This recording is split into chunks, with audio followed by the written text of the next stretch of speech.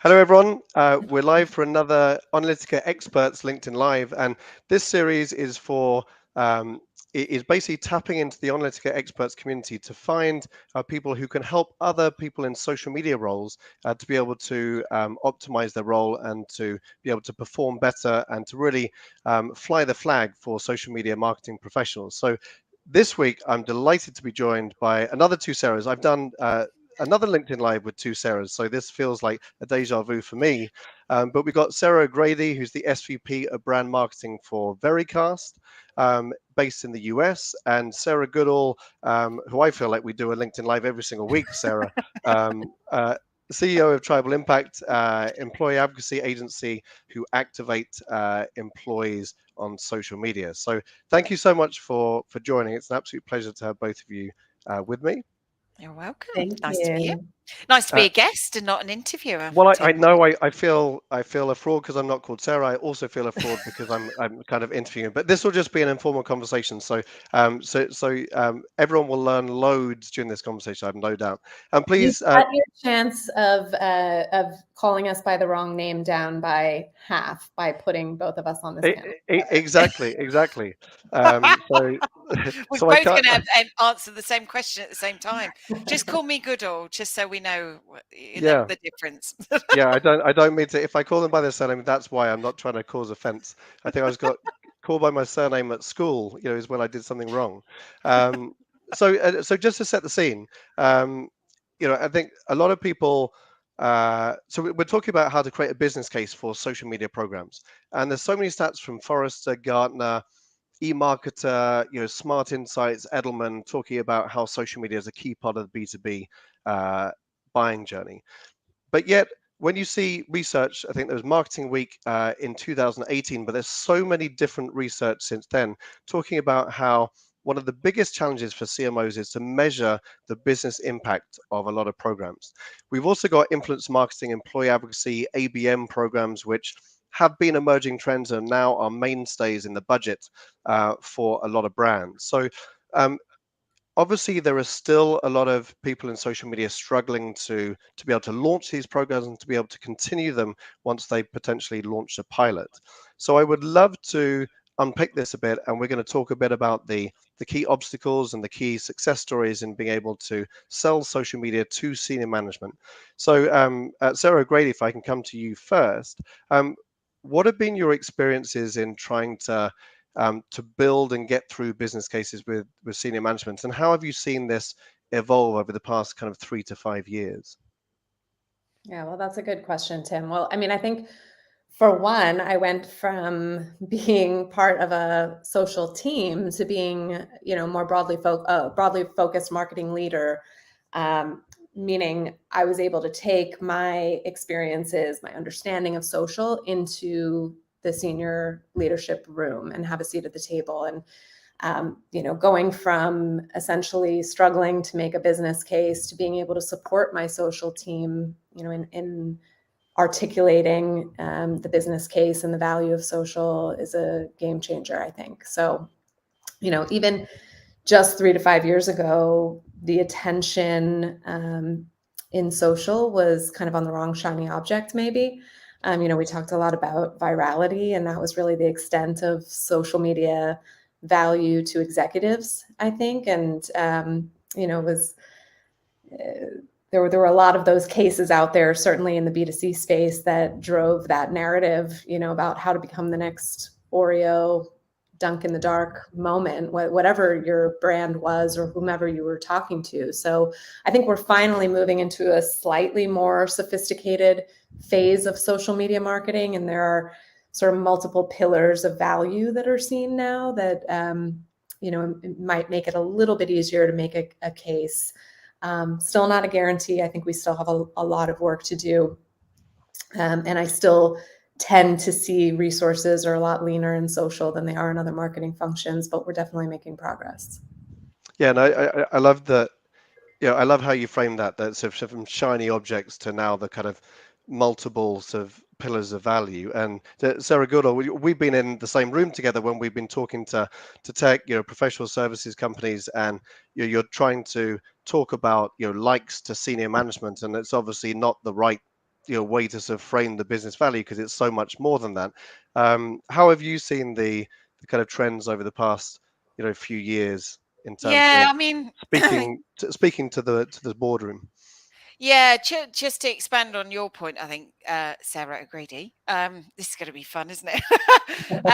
The I think you're right. We chase after a lot of tools. We get a bit blinded by the functionality, and and I think as we've sort of evolved and as we've sort of matured, I think social is now being seen as a business enabler for business growth, and I think there's an appreciation across the organization because it's popping up in lots of places, right? You've got your brand channel that you need managing, but you've got your insights from social listening that can feed agile content. You've got influencer activation through your own employees, but also connecting them to external influencers.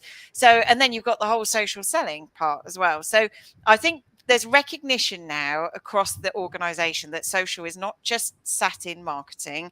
It actually impacts business growth. I think the challenge for boards at the minute is that they don't know how to.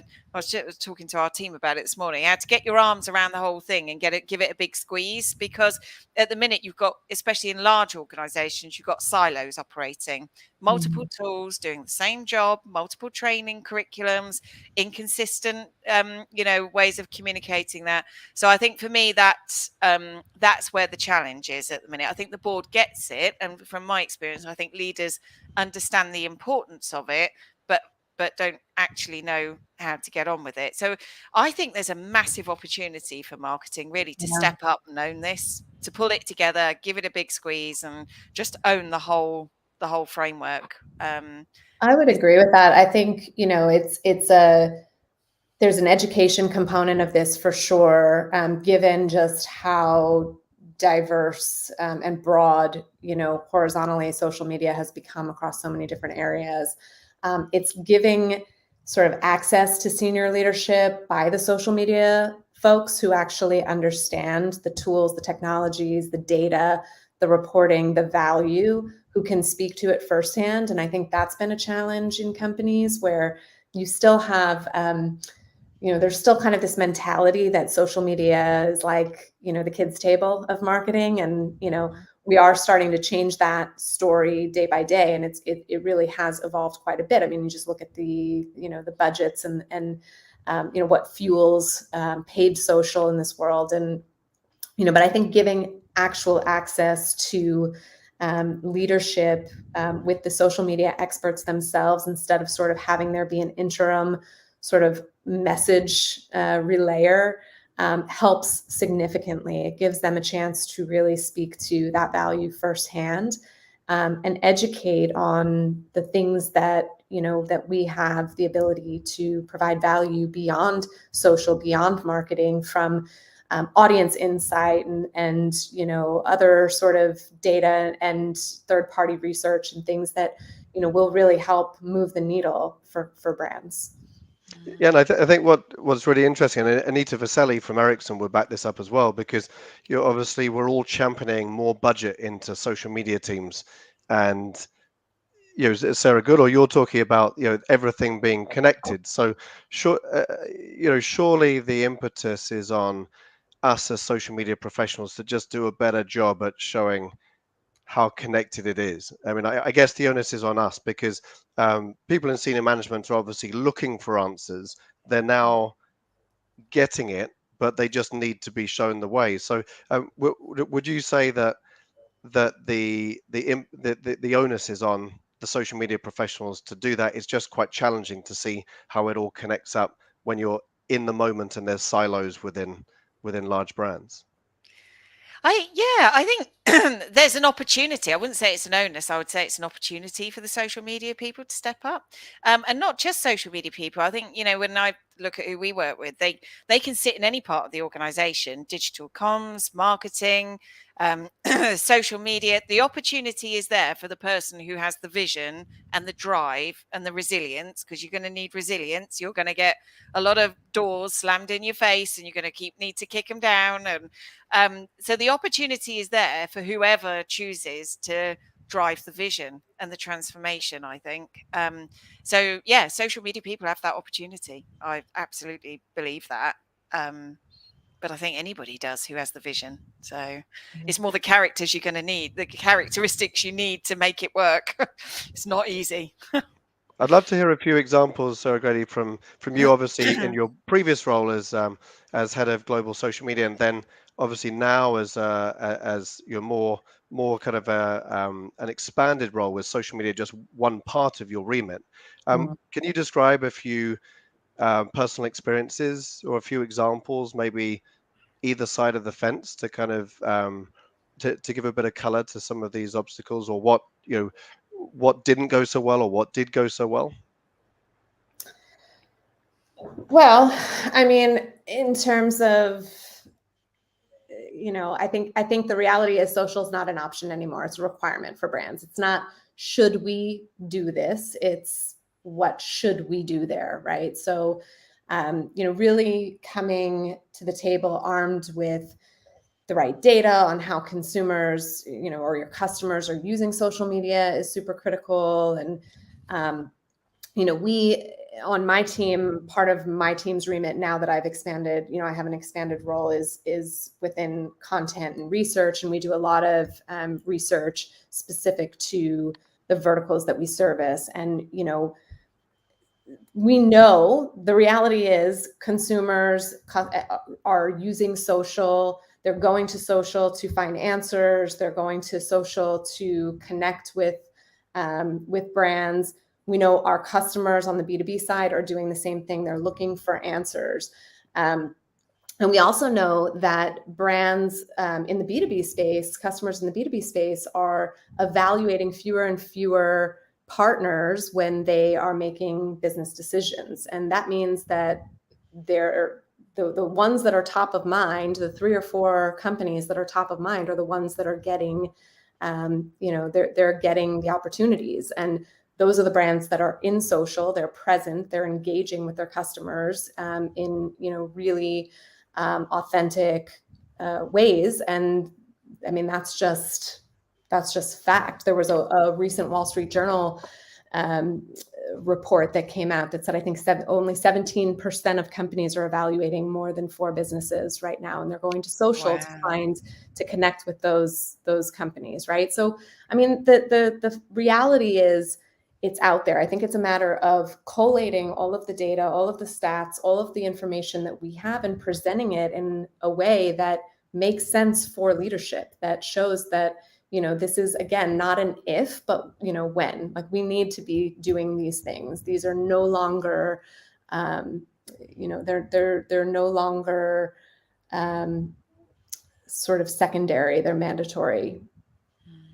Yeah, so and I think what you've said just then is absolutely key.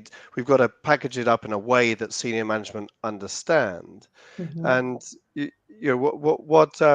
what advice would you give people, or can you speak, either of you, about how you think that can be best packaged up? Because if you look at an ABM program and say, we're going to invest $100,000 or $200,000, it's going to drive, or 15 million pipeline, or going to increase conversion. That's quite an easy ROI to understand as a senior manager. And obviously, if you prove that, you can get more budget, and that's pretty linear correlation if you can attribute that. A lot of people struggle, especially in large brands, when you're a sort of a small or like a business unit in a really large brand. How do you attribute success to some social media posts that you've created content and you're trying to showcase that it's performed better? So how can you talk about any of your kind of experiences with attribution and what's worked well with things which are maybe a bit more organic? Yeah, I mean, I can share some experiences. I'm a big believer in insight-driven marketing. So it's less about we're going to spend X 100,000 on this and get X million back, because can you really measure down to that? For me, and you mentioned something, Sarah, about insights. It's about providing. It's almost about becoming a bit of a service center to the business, providing the insights. And we're shifting our model to this way, actually, because you've got dark social. You can't attribute to downloads, and people don't want that, right? If the Wall Street Journal is only saying 17% of companies are evaluating for four organizations at a time, then you've got to be in those 4 organizations, right? And the only way you're going to do that is educate the market. Now, every time you put that behind a form and a conversion and lead scoring and SQLs and MQL, I'm a big believer in sort of help enabling the market and opening that up a little bit more, and tracking the insights, the data insights, and using those, so it becomes less of a big shebang ROI and a bit more of a, hey, these guys are coming close to the fire. You'll hear me talk a lot about campfires, because obviously with tribal. And it's about, how do you measure whether people are coming closer to the fire or out or away from the fire? What are the indicators that we should be watching out for? Buyer insights on sales nav goes up. Our connections into the organization on LinkedIn are increasing. Our connections, our contacts in the CRM system are increasing. These are all the little indicators that show strength in the opportunity. So I think I don't know, that's my view. I just see this is moving more to insight driven marketing. So Yeah, I would agree with that, Sarah. And I think, you hit the nail on the head. The number of insights and the areas where we can track insights is growing. So it's no longer just about tracking conversions.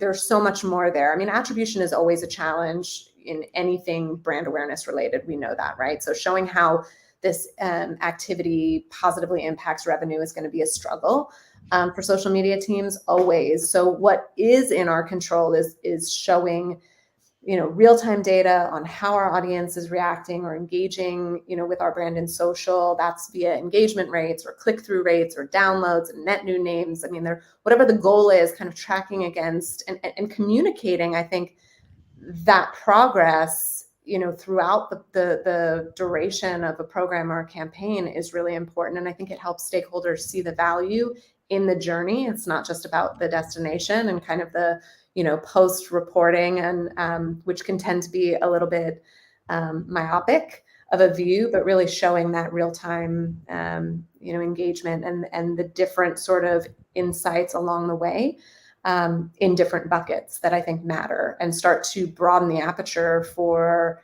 execs again in understanding this is not just like a one singular ROI component that we're tracking. This is across so many things. Some are more measurable than others, or more, attributable than others. And, that's just the name of the game.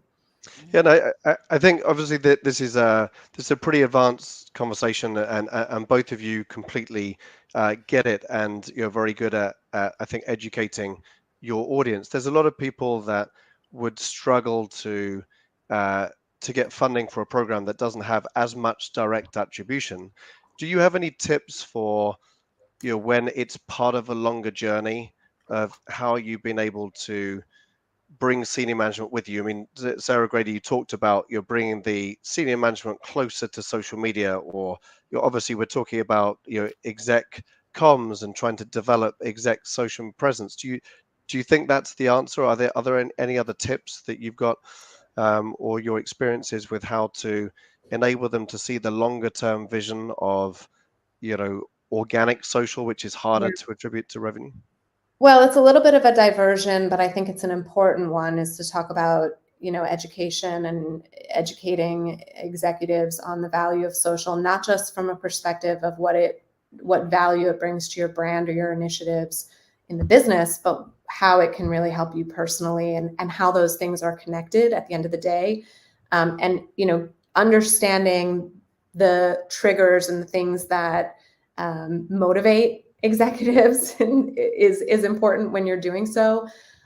We have at Veracast created, through my social media lead, an executive training program, which has been a really exciting program that we kicked off a number of months ago, and really is helping to both audit and evaluate executive presence personally on social, help them understand where the value is in them being present on social, not just to build a personal brand, but because They are connected to our brand, and it's important for them to have a point of view on the things that we're doing from a recruiting standpoint, from an employee standpoint. All of these things are interconnected. And I think that getting them onto the social platforms that are important to your brand and familiar and comfortable with how they're being used personally helps them start to see how brands are using them from a business perspective, and starts to shift. It's like that paradigm shift where you start to really see in real time how the understanding changes, and there's just a greater respect. There becomes a greater respect for the art and science of social, and it is both of those things. It's not just about the content that you see in your feed, but all of the machinations and the things that are happening behind the scenes, whether that's in audience targeting, or that's in a specific social posting strategy that you're employing to trick algorithms into creating, to feeding more of your content into feeds organically, things like that if you don't have that peek behind the curtain, you just don't know, right? You don't know what you don't know. So I do think education is a huge component, and it starts with that personal dynamic and creating a personal relationship and what's in it for them, and understanding the things, again, the motivators and the triggers that make them feel interested and engaged. And, when you start, Tim, better than anybody. I mean, becoming an influencer or an expert in your space, in your field, is an aspiration of any executive, right? That's what they all want. So, how do you sort of use social media as a carrot to help drive them to that goal? And then the sort of long tail effect of that is they just have a stronger, better, more sophisticated understanding of how this is going to work for their business. Yeah, would you? I think there's so many amazing points then. And Sarah Goodall, would you say that it just has a win-win, because we're obviously trying to develop exec social media presence, and you've done a ton of that, obviously, in over the past 5 or 6 years, and it just has an added bonus of getting them to understand the kind of business case as well. So I guess it's a fantastic place to probably get everyone to kind of move forward, on the same page. Yeah, and one thing, actually, you're absolutely right with you've got to speak to their motivations and goals. And when we because all organizations want to scale this themselves. So when we do like champions coaching programs, so people can actually take that and then do it themselves going forward, we always talk to them about, figuring out what the gap is. You've got to understand what their goal is, because once you can connect social to their goal and show in their language how it's going to help them achieve that goal, both personally and professionally, then it makes it so much easier to jump that gap. It makes it so much easier to get them to embed the behavior change, because that's the disconnect. People can't relate it back to their role, and that will be different depending on different roles. Somebody in a senior sales leadership role is going to be quite different to someone in a HR role, in a L&D role. So it's finding out what the motivation is, and then using their language to make that jump, and work with them and handhold them through, and say, look, you see what the impact it is. A big goal at the minute for a lot of customers is what I'm hearing over and over again, is the attrition rate of talent.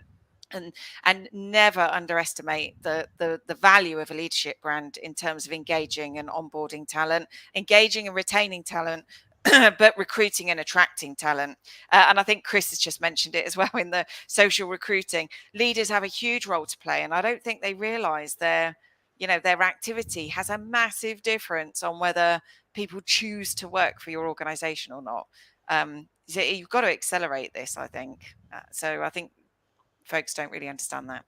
Yeah, and I guess what we're saying is that social is all connected, but there's many different senior management stakeholders, depending upon whether it's on the HR standpoint, whether it's a senior sales leader, or whether it's a partner at a professional services firm, or a or an SLT member at Vericast, for example. So there's multiple different stakeholders. Obviously, the things which are going to drive linear correlations with revenue are far easier for anyone to create the business case from. I still hear a lot of people saying, oh, there's 50 likes, or there's 80 likes, or 200, whatever it is, and it doesn't translate into boardroom speak. And I guess a lot of these programs are social transformations, talking about social first, your attitude, but it needs obviously buy-in for the longer term journey. So what I find is interesting is that I see some people trying to run pilots under the radar, showing the results, and then like asking for serious budget after that. And there's other people trying to get the buy-in, immediately, but it takes a lot longer. But then they tend to have more successful programs because they've got support from the senior management standpoint. I wondered, Sarah Goodall, from your perspective, having obviously consulted with hundreds of brands, what do you see as the pros and cons to both? Because on one side, just get going and start something for 12 weeks if you've got a quarterly budget cycle and get some successes and then show what's happening, or invest the time now to try and get that longer term buy-in, get more investment and do something bigger than a small pilot. I feel that you've got to do the small pilot to get some data under your belt. I mean, to Sarah's point earlier, they're not going to understand unless you present some real results. And quite often, and I've been through this process with some organizations, spend so much time trying to build the business case, trying to get and it's a top-down approach, but social is about culture, it's about conversations, and you can't dictate that as a policy or as a structure, as a frame. You can have a framework, but I've seen the best programs bubble up. That's where I've seen the best programs, the ones that start to gain traction, gain visibility internally, gain resource, gain investment, they start to gain traction. They're the best ones. And then you grow upon that and people want to be part of it. And that's community. That's community. So for me, I vote for pilot grow. Is that what you've seen, Sarah O'Grady, with obviously your role in social, and then sort of managing social as part of yours? Do you encourage lots of pilot innovations? Are there lots of emerging trends coming out, or do you think that things have settled down now, where things are pretty established? It's about trying to optimize what you have. I think it's a bit of a mix. I think there are some tried and true tactics that we use that we know work, but I am a huge supporter of piloting new innovative approaches, trying something new, trying something scary, throwing a little bit of budget towards something to see what happens and learn from it. I mean, social is really the perfect place to do that. And I think one of the best pieces of social, I mean, we all know, yeah, sure, you can make big mistakes in social and they sort of live out there forever, and the virality of those can take off like wildfire. But I think also you can learn very quickly.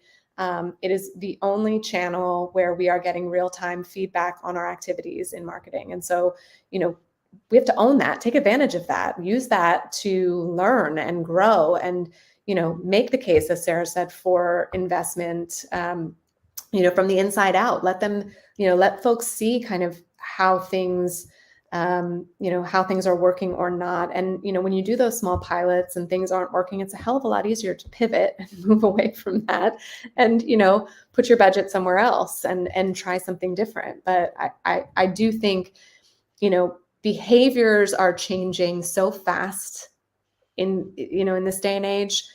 It's impossible to have a one and done strategy and to suggest that, you take your entire budget and you try one tactic and you just, everything's gated and you use LinkedIn lead gen forms and you just, set it and forget it. I mean, it just doesn't work that way. People's behaviors are changing by the minute, and it's all, there's so much tied to cultural happenings and changes in the world and the way that we work and the way, where we work from and how we consume content and how we make decisions on, the activities or the partners we want to, bring on in business. It's just changing way too fast. That sort of, that old adage about just setting it and forgetting it and doing what is comfortable, it just doesn't work in social.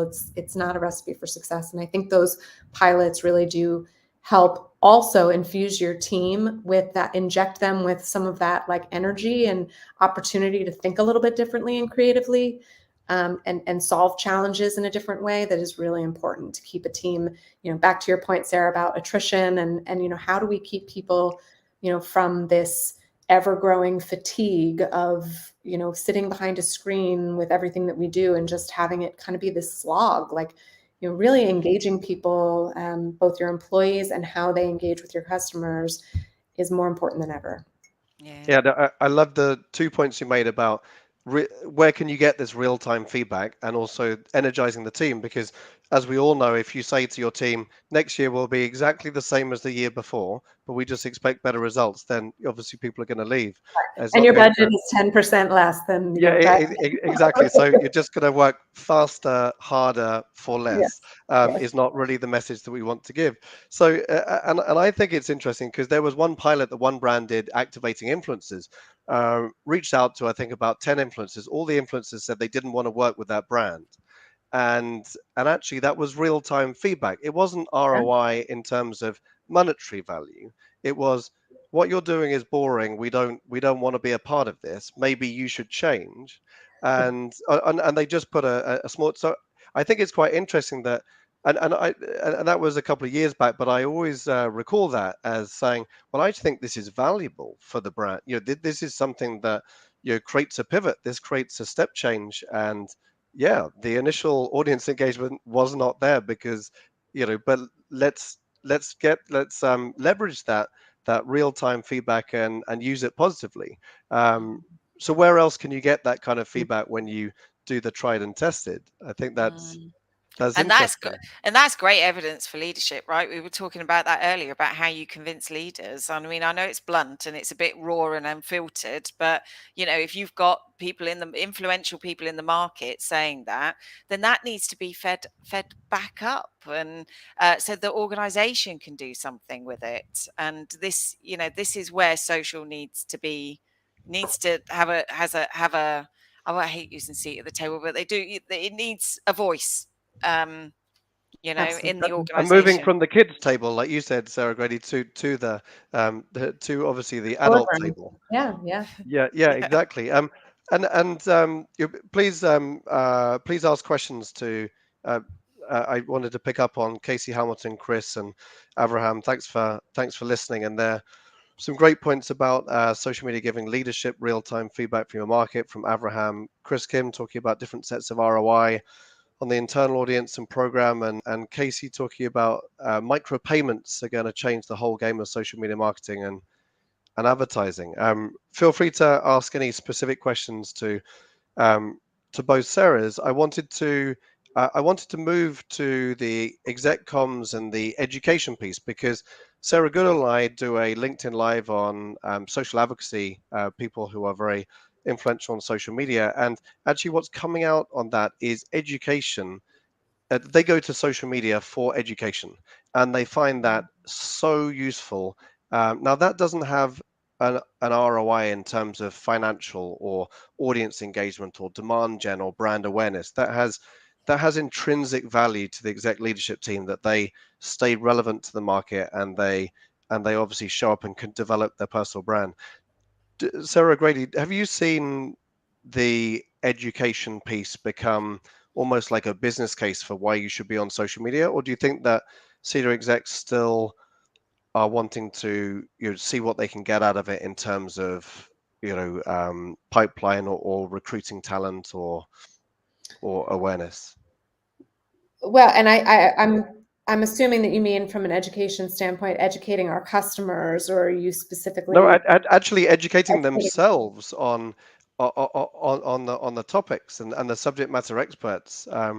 That's what came to me. Wouldn't you say that's right, Sarah Goodall? That's what we're getting from the community. People are using platforms like LinkedIn to learn more than 100%. anything, actually. Yeah. But that's not necessarily obviously a traditional business case. You should be on social media to learn, but this is really, really important. I imagine some people would struggle to get budgets and to kind of push that as one of the main reasons, but actually it's coming across from execs that is what they value, as much as obviously driving awareness for their brand externally or demand generation. Do you feel like that's a key motivator for the execs, and something that can be a business case to encourage more execs to be on social media? It's an interesting question. I mean, I think that, first of all, across the board, education is one of the most important, from a B2B perspective, one of the most important outputs of leveraging social media. I mean, at the end of the day, when my team is working on content, for example, and we're publishing it to social, the dream is, it's not just about, somebody clicking through and filling out a form and downloading a full report. It's, are they finding those aha moments or those nuggets that they can then extract and leverage to make themselves sound smarter, be more effective in their own presentations and their own opportunities for making a case for something that they're trying to do? I mean, that is like the North Star, as far as I'm concerned. Yes, is capturing a new name or driving an SQL important to our business? 100%. But it's just as important to provide information out there that is discoverable, that helps our audience be better at what they do, right? It's not about us just being positioning ourselves as experts or in whatever our field is, but really helping enable them to be experts wherever they sit in the organization as well. And if that's for our own executives, if that's for our own internal audience, or that's for our external customers, the result is the same. I think it's really, social is an incredible vehicle for that. I mean, it is essentially becoming, just as, if not more valuable than search, than going to Google to try to sort of, educate yourself on things. I mean, this is, with the help of really smart algorithms that know the kind of content that you want to be fed and that you need to, fuel you in your day. That's a mix of smart people that you're connected to and brands that, do really relevant things or offer relevant services. I mean, that's really a huge benefit. I'm not sure if that answered your question.